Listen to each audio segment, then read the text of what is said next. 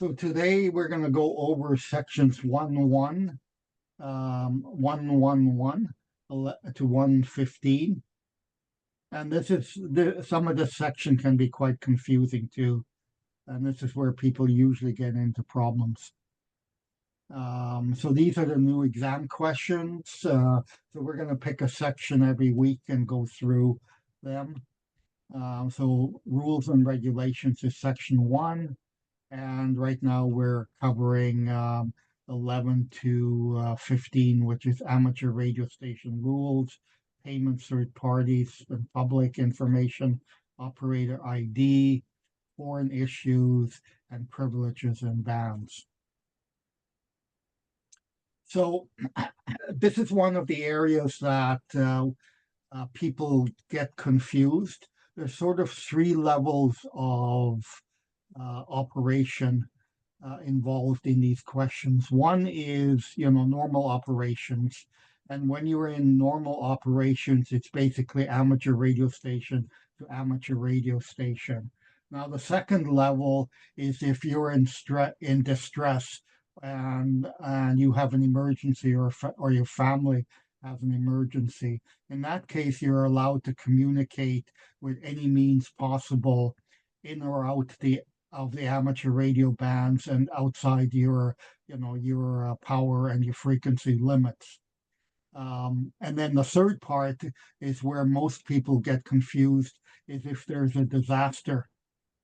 So ideally you should stay within the amateur radio band, or GMRS or FRS. But if you start getting involved with other frequencies like police and fire and things like that, if they ask you to communicate on those frequencies and you're able to, then everything is okay. The question is, when there's a disaster and you think the police needs to know some information, but they don't want you to be using their frequencies, and they don't want the information that you're giving them, then you're interfering with their frequency, and you're going to get into trouble for doing that. So, in normal situation, amateur radio stations can only communicate with other amateur radio stations. Now, during relief operations in the days following a disaster, when may you use your amateur radio equipment to communicate on frequencies outside of the amateur radio bands? So you're allowed to do that. Well, after a disaster, following a disaster, you're not allowed to transmit out using frequencies outside the amateur radio bands. It's never permitted. So again, this is more considered you're back to normal operation. So again, you're not allowed to go outside of the amateur radio bands. Now, if you hear an unanswered distress signal on an amateur radio band where you do not have privileges to communicate, so if if you have basic, you don't have HF privileges, so what do you do? So in this case, you may respond and offer assistance even if you're not allowed to communicate on those frequencies. But because it's a distress signal, you should respond and offer assistance if you're able to communicate on those frequencies. Now, in the amateur radio service, is it permissible to broadcast? So in most cases, you're not allowed to broadcast. However, if you're required because safety of life or property, then you can do radio communications and you're allowed to broadcast. So here's one: an amateur radio operator in distress may use any means of radio communication to ask for help and assistance. Hey, Roy, could you go back to that previous one? Yes. Okay, this is a very general question. In amateur radio, is it permissible to broadcast? He said radio communications required for safety of life and property. That's extremely limiting statement to a Yeah. general question. In other words, you cannot participate in, you know, a radio net like the Rainbow Net using amateur frequencies. That's basically what they're saying. It has to involve safety of life and property. It's Well, highly if restrictive. you're broadcasting, Yeah, well, anytime you transmit, you're broadcasting. No, you're Well, not. And That's not true. what Broadcasting- how do you define broadcast? Very simple. We saw earlier, okay, the first point on the right-hand side, amateur radio station to amateur radio station only. Okay, Yeah. so in other words, you gotta have a call sign that you're calling and who you're Yeah. calling from. Okay, that is permissible. However, if you're transmitting without any destination call sign, that would be considered broadcasting. However, there are certain situations where such Mhm. one-way transmission is permissible, and that would be something like a closed net, because that has already established that you're calling for like CQ, calling for check-ins. So that is permissible. So that Yeah. would not be like an open So environment. the problem as I see it here is that word broadcast. In my opinion, it shouldn't be there. It should be transmit. True. Period. You try to avoid using the word broadcast because Yes. broadcast in the true sense, like the commercial broadcasting, Yeah, is that you know who exactly. you're talking I mean, to. But you're it just says, calling. the question specifies amateur radio service. Using the word broadcast to me is deceptive. I mean, it's ridiculous. You don't broadcast at any time on amateur radio service, okay? You're an amateur, Well- you do it legally or illegally. Well, Legally, in this you are case- certified, illegally, you are not. well, in this case, you're allowed to do it if the safety of life or property is at stake. So you Yeah, would be what I'm making saying it, is this is an exception, but Yeah. it is what you're saying. But the way it's stated, I think, causes confusion. You know, I Well, mean, I think in this question, C, C is the most appropriate Yeah. answer. it's the Yeah. most Okay. appropriate. Definitely, yeah. But I can see why beginners or people who are not familiar, would look at that and they would find it somewhat confusing. but a broadcast would be, anyone who's going to Richmond, don't use the Arthur Lang Bridge because there was an accident and it's closed, or there was an earthquake and the Arthur Lang Bridge is damaged. So that would be a broadcast. You would be broadcasting that frequency because it's, life and property involved. So I would say that even if you don't identify yourself, which is you're supposed to do anytime you transmit, okay, then you are broadcasting, even Yeah. though you do have a license, you are Yeah. broadcasting and Yeah. what you're No, doing. that's true. It illegal. goes back to that first point on the right-hand side there, amateur radio station to amateur radio station. So the minute you do not have a known destination amateur station, then you're basically broadcasting Broadcasting. Yeah, by Yeah. that definition. by that definition, It's yeah, always station to station, yeah. unless you're calling CQ in a Yeah. defined environment, like a contest, field day. Yeah. Well, I mean, you're identifying yourself. I mean, Yeah. they should, on the right-hand side, they should say, as one of those 4 points, there should be a fifth one. That if you do not identify yourself, then you are broadcasting, even if you do have a license. Okay? Because I think, that distinction, right now, those who are certified would think, oh, well, that doesn't apply to me. But actually it does. Because if you Mhm. fail to identify yourself, then you're not a station, you're just a stranger broadcasting. Unless you're a beacon. Well, then you're not, it's not real communication and so on. Yeah. Yeah. But there's a part of regulation too, Mhm. which is general, that you need to identify yourself. Yeah, Yes. we're coming to that. That's another section. Yeah, So an that's on the amateur radio C-46 or something like that, So yeah. an amateur radio operator in distress may use any means of radio communication to ask for help. Mhm. But one thing that's missing in the course overall is that I haven't seen it. It's the one. It's the definition of the word. You see that coming up quite often. It's the word distress. Like what does the word distress mean? Well, I like to see somewhere where it is written where distress equals life or death, as opposed to emergency, as opposed to priority. Okay, and that Well, is when distress is a more general term. It it's doesn't not well. it doesn't have to mean the same thing to everybody. No, If you but feel distressed, then you are distressed. no, but in communication definition, even pilots, and that's why it did create a lot of errors where they misuse the word distress. Distress has a specific meaning in radio communications. It means life or death, because Yeah. a pilot not having the command of the English language, and this happened in an incident, he Yeah. called emergency when it's actually a distress.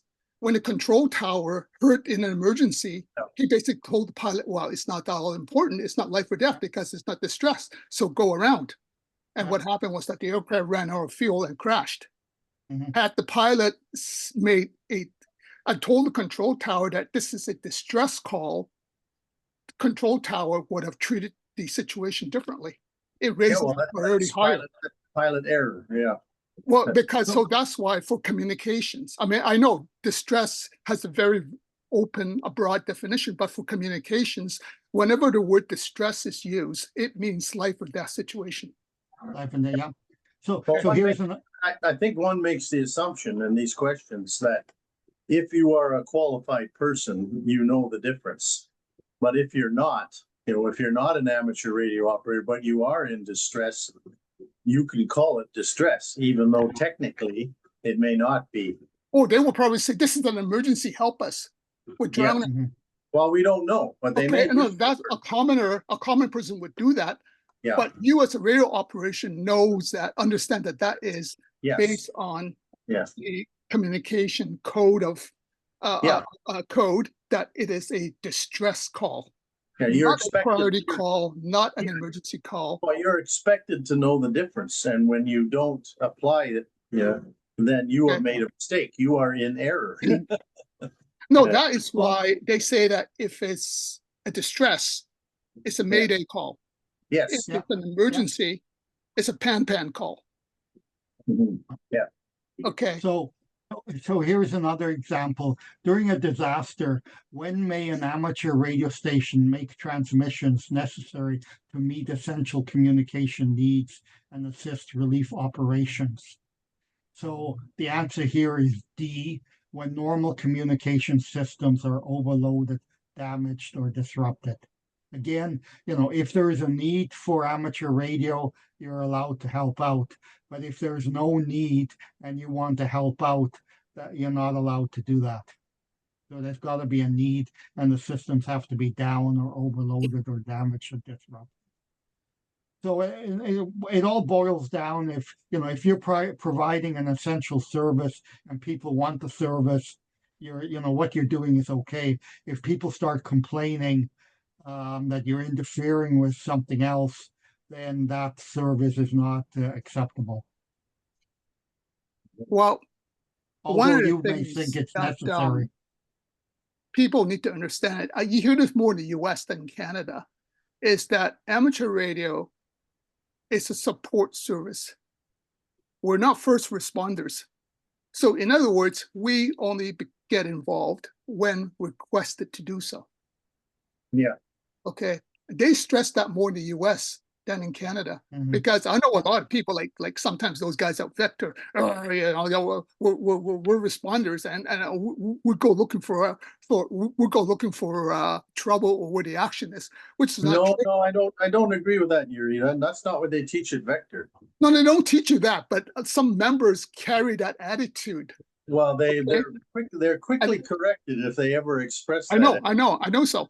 And that scares me at Celebration of Lights way Yeah. back then when it was involved. It's a holy smokes, you don't do that, you know? Yeah, I mean, usually, stick with the repeaters, stick with amateur radio communications, unless someone asks you to, well, the fire system is down or the police system is down. Can you help us with communications? And if you can, then, you help them until their system gets restored. Mhm. I mean, it's more likely an amateur operator who belongs to a radio club is more likely to make that mistake. But someone who Mhm. belongs to an actual emergency communications group, they will not make that mistake because they are specifically trained, to only respond when asked. And that's very, very clear. Yeah. So what transmitter power limitations must be observed by an amateur radio operator in stress? So again, here you have no limitations. Use as much power as you have available to get the message out. Well, keyword is here's one- distress. Yeah. Distress, yes. If it's distress, anything goes. I mean, pretty much. So here is another question, which is a not. What is expected of operators not directly involved in a disaster relief net? So what's expected of you if you're not involved in the disaster relief net is C, avoid needless transmissions on or near the net frequency. So if you're not part of it, don't use that frequency. When may an amateur radio operator handle messages from recognized public service agencies? So that is during peacetime, civil emergencies, and exercise. So that if someone on the public service asks you to handle messages, then you're allowed to do it.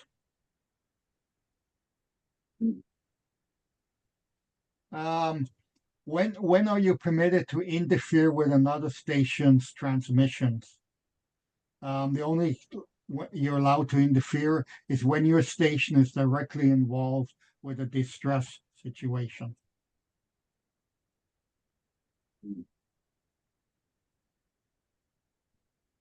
Now we're getting into payments, third parties, and the public. So what kind of payment is allowed for third-party messages sent by amateur radio? So B, no payment of any kind is allowed. Radio communications transmitted by stations other than a broadcasting station may be divulged or used. A, if transmitted by amateur radio station. So everything that is transmitted by amateur radio station is public information and can be divulged and used by anyone. When may an amateur radio operator demand or accept remuneration for exchanging messages? So never. It's expressly prohibited. So you can't ask for any money. With regard to divulging the content of radio communications other than broadcasting, which of the following is an offense? So where it is the purpose of answering questions for a media organization. So that's not allowed for you to use amateur radio and a media organization. Now we're getting into operator identification. So, which of the following call signs is a valid Canadian amateur call sign? So anything with VA or VE is a valid Canadian sign. So the answer is A. How often must an amateur radio station be identified? So the answer is D. At least every 30 minutes and at the beginning and the end of the contact.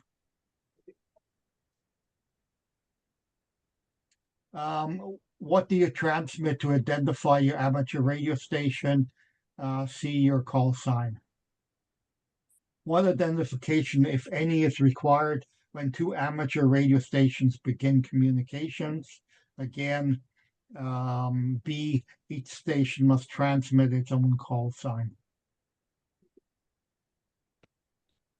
What identification, if any, is required when two amateur radios end their communication? So again, at the end of the communication, they should identify their station with their own call sign, so number C. And what is the longest period of time an amateur radio station can transmit without identifying by a call sign? So that's D, 30 minutes.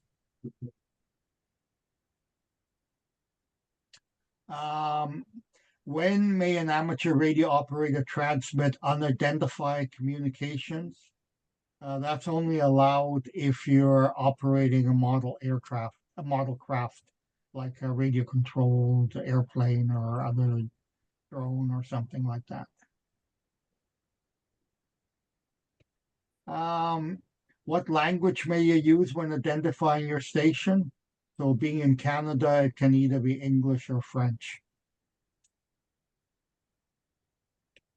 The call sign of an amateur radio station must be transmitted. So this is again relating back to the previous question, at the beginning and the end of each contact, and at intervals not greater than 30 minutes. I don't know too many people that talk on the radio for more than 30 minutes. Oh yeah, have you listened to Rainbow Country Net Well, at there, times? there's some people, but so here's a new question. What are the station identification requirements for doing a test transmission? So these are the same rules for a test transmission or for a radio contact. So the answer is B. Same rules apply. Here's another question. The call sign of a Canadian amateur radio station would normally start with, and it's A, VA, VE, VO, or VY would be Canadian stations. Now we get into foreign issues. So if a friend without amateur radio certification is using your station to talk to someone in Canada, and the foreign station breaks in to talk to your friend, what should you do? So the answer is B, continuing monitoring the communications of your friend. Because here you are the control operator and you're responsible for the communications that your friend is doing. Here is a new question. In what circumstances can foreign amateur radio operators other than the United States citizens operate while visiting in Canada? So in this case, their country has an agreement with Canada and the amateur radio operator has obtained the appropriate permit. So this applies for any country other than the United States. With the United States, Canada and the United States have a reciprocal agreement, so you don't need to get a special permit. Canadian amateur radio, this is also a new question. Canadian amateur radio operators may use their station to transmit international communications on behalf of a third party. So the answer here is D, because Canada does not prohibit international communication on behalf of third parties. So you can, from a Canadian point of view, you can talk to anyone in the world. Because Canada does not limit the communication. However, the reverse may not be true. The country that you're talking to may not allow communications. Yep. So what condition would preclude a Canadian amateur radio station from communicating with amateur radio stations in another country? And that would be B. Yep, if there that it is. country has filed an objection to such communications with the International Telecommunications Union. So some countries may file that they don't want amateur radio people talking to their people, but Canada doesn't have any rule from preventing it. Here's a new question. Foreign amateur radio operators may operate in Canada if they qualify for a CEPT, European Conference of Postal and Telecommunications Administrations, amateur radio license, what operating privileges are granted by ISED for these people? So if they get that,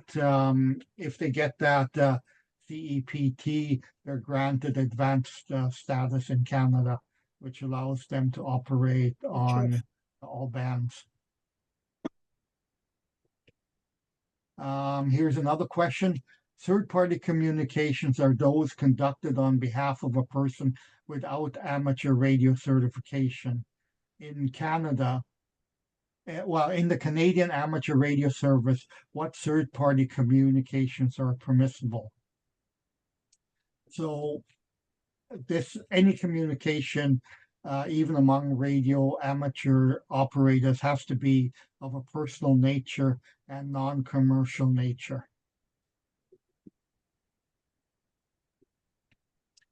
International third-party amateur radio communication in case of emergencies or disaster relief is expressly permitted unless, again, the answer is D, if the foreign country or foreign administration prohibits communication.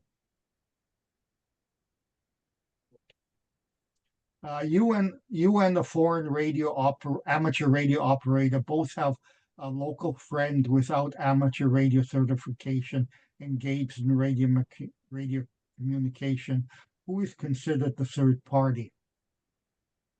So both of the non-certified persons are considered the third party.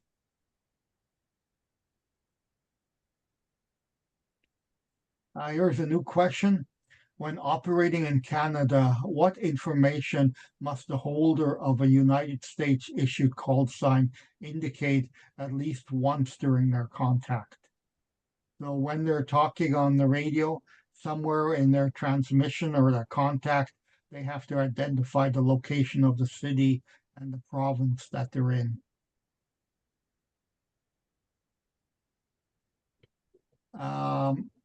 Here's a couple more questions. While in Canada and operating in a voice mode, American amateur radio operators must identify their call sign, the qualifier, mobile or portable, and what other information. So they need to identify the Canadian call sign prefix for the geographic location of the station.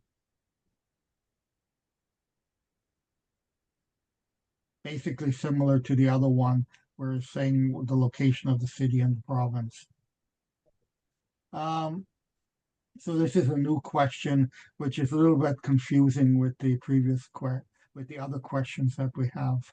But here it says you only have to give the city and province, while here it says you have to give the prefix. Next question, Canadian amateur radio stations may provide communication on behalf of third parties with any other amateur radio station. So again, amateur radio station to amateur radio station. Band and privileges. So if you let another amateur radio operator with additional qualifications than yours control your station and operate under your call sign, what operating privileges are allowed? So in this case, because they're operating under your station and your call sign, they can only operate by the privileges that you have. So C, not their privileges.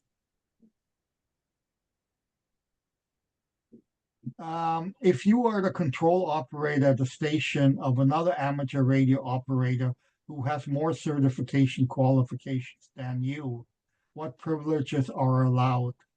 So again, B, only your privileges are allowed, not the person that's using the radio equipment. In addition to passing the basic written examination, what must you do before you're allowed to use amateur radio frequencies above 30 megahertz? So what you have to do here is you pass the basic, but you need a mark of 80% or higher, or if past the advanced, or Morse code examination to be able to communicate on HF frequencies. The holder of an amateur radio station certificate may operate radio-controlled models, A, on all amateur bands above 30 megahertz, because this is talking about general, a general certificate, so you don't know whether it's basic honors or advanced. So in this case, you're limited to frequencies above 30 megahertz. Here's some questions on bands and privileges. Now, one of the things you can do is take 300 and divide it by this number, but it doesn't always work out exactly. And sometimes the answers are fairly close. So it's probably better just to memorize the frequency range for some of these bands. So the 80 meter band is from 3.5 megahertz to 4 megahertz. And then you've got the 160 meter band, and in this case it's C, 1.8 to 2 megahertz. And here's a couple more questions.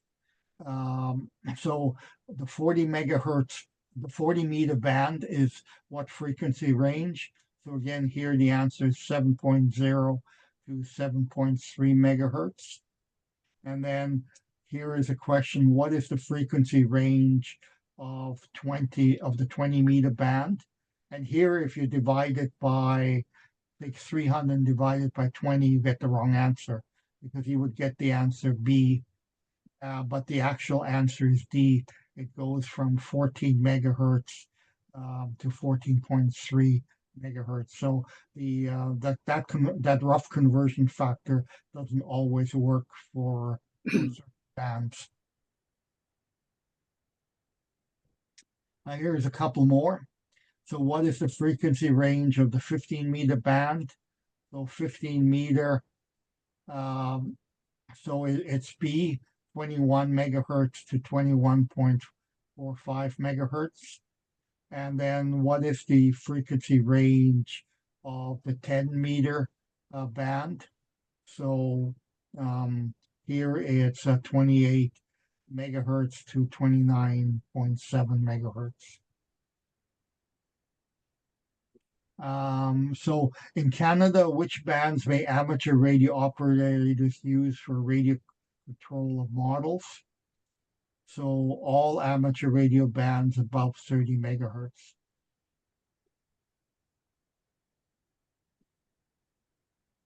And that is it for this week. So let me just stop the recording here.